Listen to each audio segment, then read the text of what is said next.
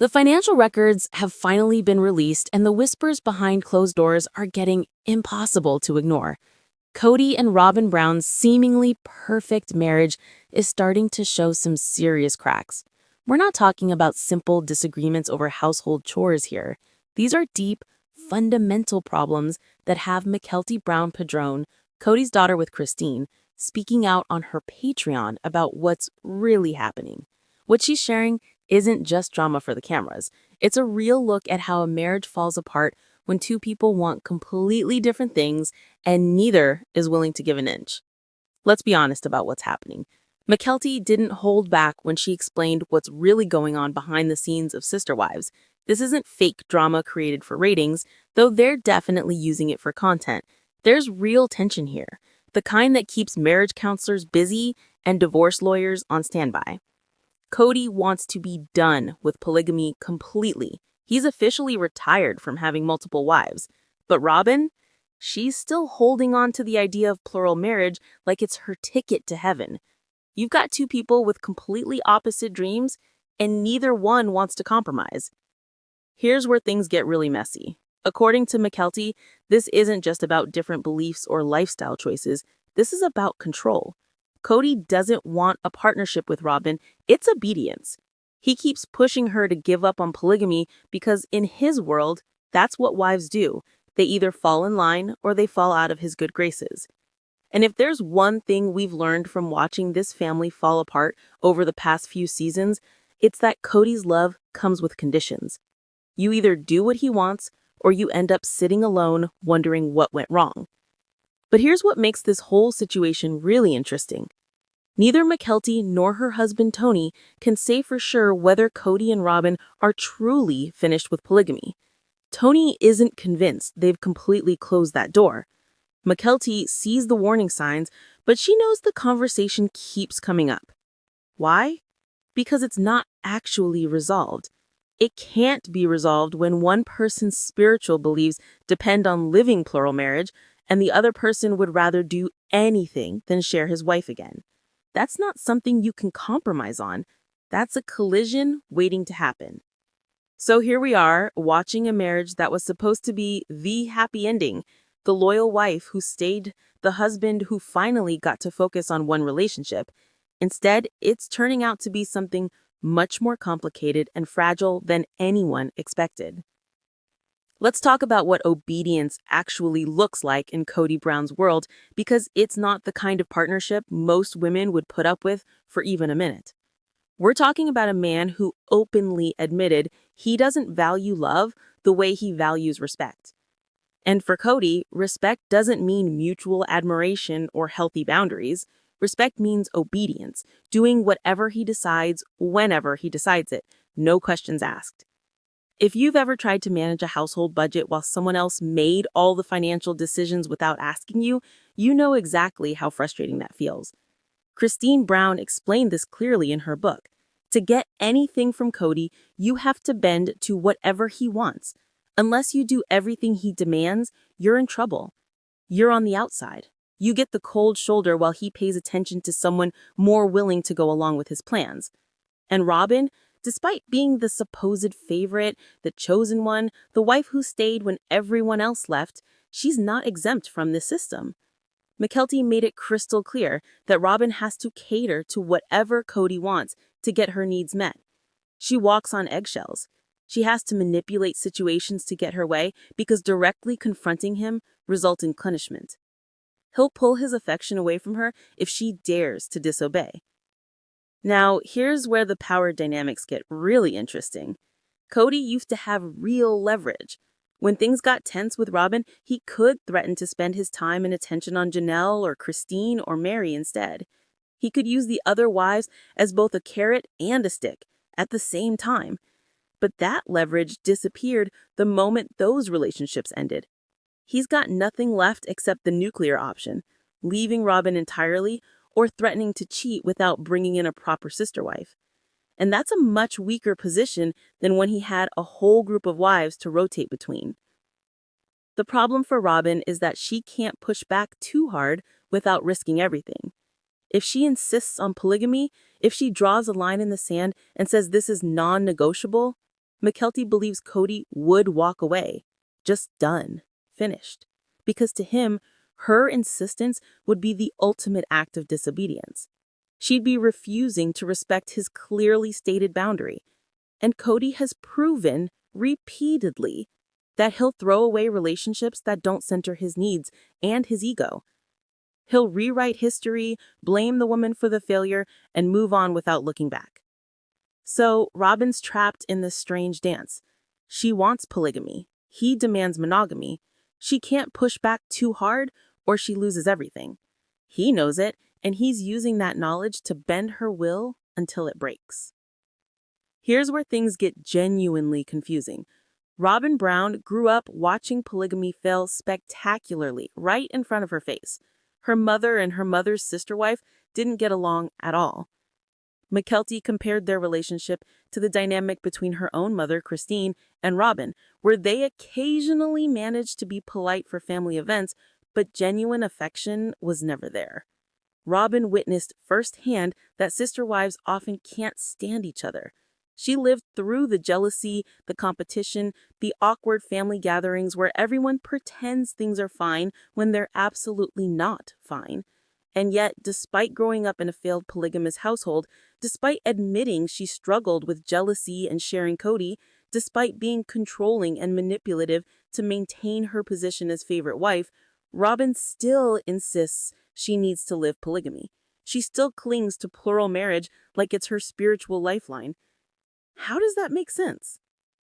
Let's break it down, because understanding this contradiction requires understanding the beliefs that keep women locked in these situations for generations.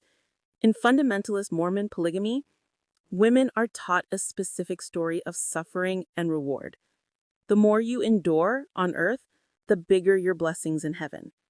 Jealousy tearing you apart inside, that's a test. Your husband spending 3 nights a week with a younger, prettier wife, that's your opportunity to prove devotion.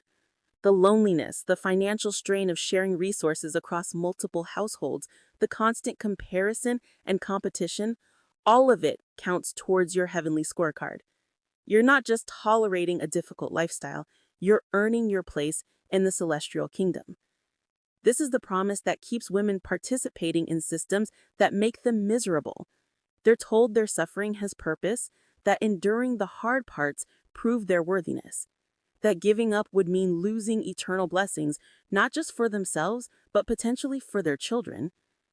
It's a powerful form of religious pressure, and it works precisely because it reframes misery as devotion, and devotion as the path to salvation. So when Robyn says she believes in polygamy, despite never being surrounded by healthy polygamous relationships, despite her own obvious struggles with sharing Kody, she's reflecting this deeply embedded belief system. In theory, she wants polygamy because she believes it's her ticket to heaven. In practice, living it causes immense pain and conflict, but she's been conditioned to view that pain as necessary suffering, rather than a sign something's fundamentally broken. Kody actually called this out in one of their conversations. He asked Robyn directly, "Are we really just enduring in our relationship, going through the motions for some future payoff, or do we actually have something special here?" Robyn claimed they have something special, but the question itself reveals how deeply this endurance mentality has shaped their entire approach to marriage and family. Now, let's address the elephant wearing a Nordstrom Rack outfit in the room. If Robyn truly believes in polygamy as deeply as she claims, if living plural marriage is genuinely essential to her spiritual salvation, then why on earth is she still with Kody Brown? Because here's the thing. Every woman who's ever sat through a church service while questioning the doctrine knows that when your stated beliefs don't match your actual behavior, something's not adding up. Kody left the church. He's not just taking a sabbatical or exploring other congregations. He walked away from the entire fundamentalist Mormon system that validates polygamy in the first place. In the eyes of that church, he's a failure. A cautionary tale, the man who had 4 wives and couldn't keep a single plural marriage intact. The church doesn't like Kody. They don't respect him. He represents everything that can go wrong when pride and ego overtake religious devotion. And Robyn, She's chosen to stay with this man the church rejected. If she genuinely believed polygamy was non-negotiable for her salvation, she had options, real options.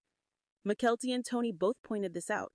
Robyn could have returned to the church, found a faithful polygamist man, and continued living the principle she claims to hold sacred. In fundamentalist communities, single women willing to become plural wives get marriage proposals constantly. She could have had 10 offers in a single day. That's how desperate these men are to acquire new wives, to build their eternal families, to prove their commitment to the principle. But she didn't do that. She stayed with Kody. She chose the man who abandoned polygamy over returning to a community where she could actually live it. And that choice reveals something crucial about what Robyn. But she also wants the spiritual credentials of being a woman living the principle. You can't have it both ways. Every woman who's ever tried to balance conflicting values knows this truth intimately. At some point, your choices reveal your priorities. And Robyn's choices reveal that staying with Kody, maintaining her current lifestyle, and preserving her position matter more than the polygamous principles she claims to hold dear.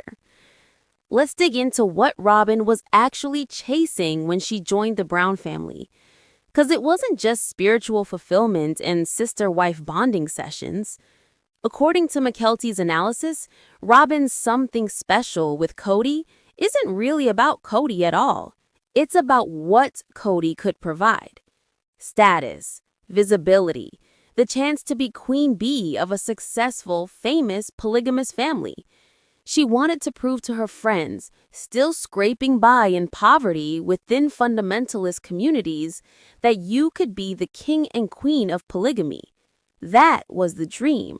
Not soulmate love, not spiritual partnership, but a kingdom. Think about what that means. When Robyn tells the story of choosing Kody, she always emphasizes that she had other options. Other men proposed. She could have gone anywhere.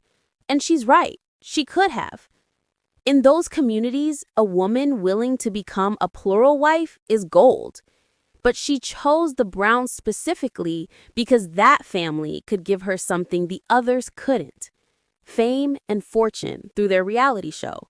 The chance to live polygamy publicly, visibly as successful examples of how the principle could work.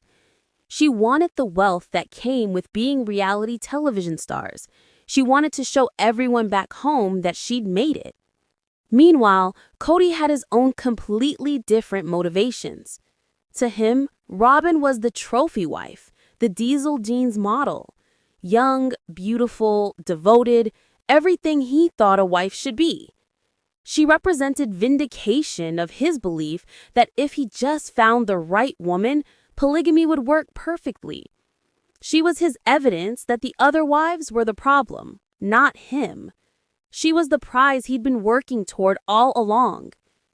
So, you've got two people entering a marriage for entirely transactional reasons. She wanted status and financial security. He wanted validation and a gorgeous woman on his arm. Neither was primarily motivated by genuine partnership or spiritual compatibility. They were using each other to get what they wanted. And as long as both parties were getting their needs met, the arrangement functioned smoothly enough. But here's what happens when transactional relationships hit obstacles. The transaction falls apart. Robyn thought she was getting fame, success, and the throne of a polygamous empire. Instead, she got 3 sister wives leaving, a husband who abandoned the church, and the collapse of the entire family structure that made her special. Kody thought he was getting eternal devotion and proof of his irresistibility. Instead, he got a wife who still wants something he's unwilling to provide, and constant reminders that his family fails spectacularly in the public eye. Neither person is getting what they signed up for. The deal they made implicitly when Robyn joined the family has been voided by circumstances. And now they're both stuck wondering whether what remains is worth fighting for. Here's where Mykelti and Tony fundamentally disagree. And it's a disagreement that cuts straight to the heart of whether this marriage survives. Tony believes Kody would do almost anything to keep Robyn, that he'd even bring in another wife if Robyn truly demanded it, if she made it clear her happiness depended on living polygamy again. Tony sees a man willing to go to the ends of the earth for the woman he considers his soulmate. But Mykelti, she's not buying it, not for a second. Mykelti's theory is darker and frankly more convincing based on everything we've watched unfold. She believes that if Robyn ever gave Kody an actual ultimatum about polygamy, if she came to the table and said, "We're breaking up unless you bring in another wife," Kody would choose himself. He'd walk away. He'd be done. Because Kody has already made his position crystal clear. He stated repeatedly, emphatically, that he's finished with polygamy. He doesn't want it. He won't do it. And for a man who values respect as obedience above everything else, Robyn demanding he violate his stated boundary would be the ultimate act of disrespect. Remember what Kody himself admitted? He doesn't value love the way he values respect. And respect in his definition means compliance. It means accepting his decisions without pushback. Robyn demanding polygamy after he's explicitly rejected it would be open defiance. It would be her saying his needs don't matter as much as hers. And Kody has demonstrated repeatedly throughout this family's history that he will discard relationships that don't center him. He'll rewrite the narrative, blame the other person for being difficult or unfaithful or disrespectful, and move forward without looking back. Tony makes the valid point that Kody seems desperate to keep Robyn happy, but Mykelti counters with Kody's own words. Dad has already said that he values respect over love, and respect for him partially means compliance. So if Robyn pushes too hard, demands something he's unwilling to give, that's not respect. That's rebellion. And Kody doesn't tolerate rebellion from his wives. He punishes it. He withdraws affection, redirects attention, ultimately severs the relationship entirely. The only thing potentially stopping Kody from leaving Robyn if she pushed too hard, he doesn't have another option lined up. Mykelti made this point brilliantly. The only way Kody would actually leave Robyn is if he had someone younger and better waiting in the wings, some new Levi jeans model to replace the Diesel jeans model. Without that safety net, he's unlikely to pull the trigger himself. But make no mistake, if Robyn makes polygamy a deal breaker, if she refuses to let this go, Kody won't be the one bending. He'll be the one walking away. So, if Kody won't actually give Robyn polygamy, but also doesn't want to lose her, what's his strategy? Simple. He plays the maybe game. He occasionally dangles the possibility of bringing in new wives just enough to keep Robyn engaged, to keep her thinking it might happen someday, to prevent her from making any drastic decisions. It's manipulation masquerading as consideration. He'll bring up the topic in conversation, entertain hypotheticals, keep the door cracked just wide enough that Robyn can see a sliver of light and think her dream might still be achievable. This is classic Kody Brown tactics. Control through inconsistency. Keep everyone slightly off balance, never quite sure where they stand, always hoping the next conversation might be the one where things finally shift in their favor. It's exhausting, it's destabilizing, and it's remarkably effective at keeping someone locked in a relationship that isn't meeting their needs. But here's the really twisted part of this whole dynamic. Kody actually blamed Robyn for his failed relationships with the other wives. He told people he only stayed in those marriages because Robyn wouldn't stay with him unless he remained a polygamist. He made her the reason he had to maintain relationships he claimed to find burdensome. He positioned himself as the martyr, sacrificing his own happiness to keep Robyn from leaving. And now that those relationships have ended, now that he's given up polygamy, he's using that sacrifice as leverage. He gave up what she wanted once. He kept those wives around for her. And look how that turned out. Does she really want to go down that road again? It's a masterclass in rewriting history to serve your current needs. Every woman who's watched someone twist past events to justify present behavior recognizes this move immediately. He takes something that was primarily his decision, frames it as a sacrifice he made for her, then uses that reframed narrative to prevent her from asking for anything similar in the future. Meanwhile, there's the financial manipulation happening simultaneously. Kody keeps Robyn comfortable. Very comfortable. He buys her expensive gifts. He provides a massive home. He ensures her lifestyle remains elevated and enviable. And that comfort becomes its own form of control, because every time Robyn considers pushing harder on the polygamy issue, every time she thinks about drawing a line in the sand, she has to weigh that spiritual desire against the very real, very tangible benefits of her current situation. He's essentially buying her compliance, not with one large payment, but with a steady stream of material comfort that makes the idea of rocking the boat increasingly unappealing. It's harder to fight for your principles when fighting might cost you your beautiful home, your financial security, and your comfortable lifestyle. Let's talk about the cold, hard math that's really keeping Robyn in this marriage, because it has nothing to do with soulmates or spiritual callings and everything to do with bank accounts and square footage. As of October 2025, Kody and Robyn are living in a $1 million home in Flagstaff. Not just any home, a 5,500 square foot main house plus a 2,000 square foot guest house. They're living the high life while Robyn's friends back in fundamentalist, polygamous communities are struggling to feed their kids and splitting grocery budgets across multiple wives. Kody understands the reality Robyn faces if she actually follows through on her stated beliefs and returns to polygamy. She'd have to go back to those communities, she'd have to find another polygamous man willing to take her as a plural wife. And there's absolutely no guarantee that man would be wealthy. In fact, the odds are heavily against it. Most men in these communities are stretched impossibly thin, trying to support multiple families on single incomes. The women scrape by. They coupon, they budget down to the penny. They figure out how to make one chicken feed 8 people across 3 households. Robyn knows this life intimately. She lived it before she married Kody. She watched her mother and her mother's sister wife navigate financial strain while sharing resources and competing for attention. She's seen up close what poverty polygamy looks like. And now she's supposed to voluntarily return to that after living in a multi-million-dollar home, after having access to endless retail therapy and expensive gifts and financial security most women in her former community can only dream about. Every woman who's ever had to choose between principle and practicality understands this calculation. In theory, your beliefs matter most. In practice, you've got kids to feed and bills to pay and a future to secure.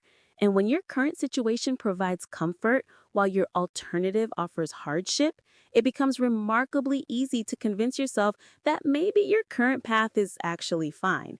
Maybe you don't need what you thought you needed. Maybe comfort is its own form of blessing. This is why Robyn won't leave Kody and return to polygamy despite all her claims about spiritual necessity. Because going back means poverty. It means uncertainty. It means starting over at the bottom of the wife hierarchy in some other man's family, having to prove herself all over again. Potentially competing with wives who've been there longer and have more established relationships with the husband. It means giving up everything she's gained for a principle that's never actually made her happy in practice. So she stays. She compromises. She bends to Kody's demands while occasionally pushing back just enough to feel like she hasn't completely surrendered her beliefs. And Kody knows exactly what he's doing by keeping her financially comfortable. Now, let's talk about the rumor that's been circulating, the one that adds a completely different dimension to this entire situation. According to sources, Robyn has had serious thoughts about leaving Kody. Not just fleeting frustrations after an argument, but genuine contemplation of ending this marriage. And the reason she hasn't? She feels trapped. Trapped because of the kids. Trapped because she's not financially stable enough to go it alone. Trapped in a situation where leaving would cost her everything she's built, even though staying means surrendering the dreams that brought her into this family in the first place. If that's true, if Robyn's actually been weighing her exit options, it changes the entire dynamic we've been watching play out on screen. This isn't just about theological differences or Kody forcing her to accept monogamy. This is about a woman calculating whether she has the resources and support system to leave, and apparently concluding, at least so far, that she doesn't. That's not a marriage. That's a hostage situation with nice furniture. But here's where it gets even more interesting. There's been talk about a potential spin-off featuring just the ex-wives and possibly Robyn if she chose to leave Kody. Imagine that lineup. Christine, Janelle, Mary, and Robyn all comparing notes on their experiences with the same man, all sharing stories without Kody's narrative controlling the conversation. TLC could absolutely make that work. They could build an entire show around these women's perspectives, their healing journeys, their newfound independence, and they could do it without Kody Brown taking up oxygen in every scene. Is that what's really being negotiated behind closed doors? Is Robyn staying with Kody partially because she doesn't have a clear path forward professionally if she leaves? Because if Sister Wives ends and she's divorced, what does her income look like? How does she maintain her lifestyle? These are the questions every woman considering divorce asks herself, especially when she's been out of the workforce and dependent on her spouse's income. Mykelti made a prediction that feels increasingly accurate the longer we watch this unfold. She said, Kody will never find another diamond because he's not a diamond himself. He's not a good man. He doesn't care about his women. He doesn't value love.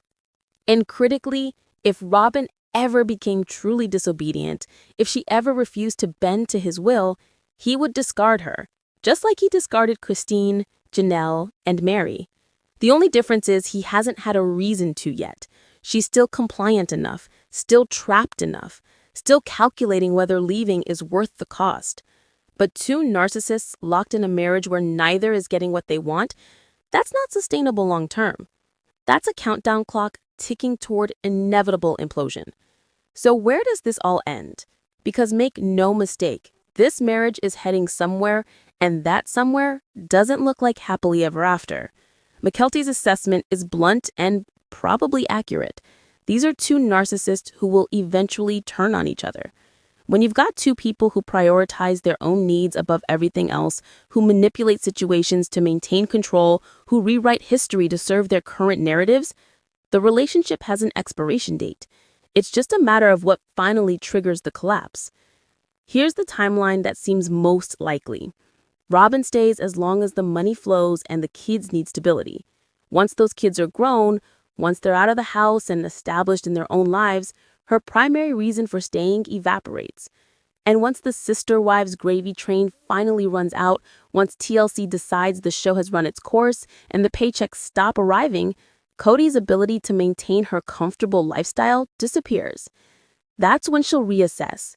That's when the calculation shifts from, can I afford to leave, to can I afford to stay? Because here's what Robyn wanted from the beginning. To be Queen Bee, to be the successful face of polygamy, to prove to everyone back in her fundamentalist community that she'd made it, that plural marriage could be glamorous and prosperous if you did it right. She wanted the kingdom. She got the king, but the kingdom crumbled. The other wives left. The family fractured. The dream died. And now she's stuck with a man who can't or won't give her what she originally signed up for. Kody, meanwhile, wanted the trophy wife who would validate his belief in his own irresistibility. He wanted proof that he could have a successful marriage if only he found the right woman. He wanted someone who would obey without question, who would prioritize his needs, who would never challenge his authority the way Christine and Janelle eventually did. He got some of that with Robyn, but he's also watching her cling to polygamy, watching her refuse to fully embrace the monogamous fairy tale he's trying to create, and realizing she's not the perfect compliant partner he imagined either.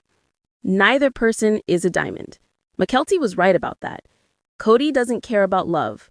Robyn doesn't care about partnership. They care about what the other person can provide. And increasingly, neither can deliver. So we watch and wait for the inevitable moment when one of them decides the cost of staying exceeds the benefit, when the performance finally ends and the real collapse begins.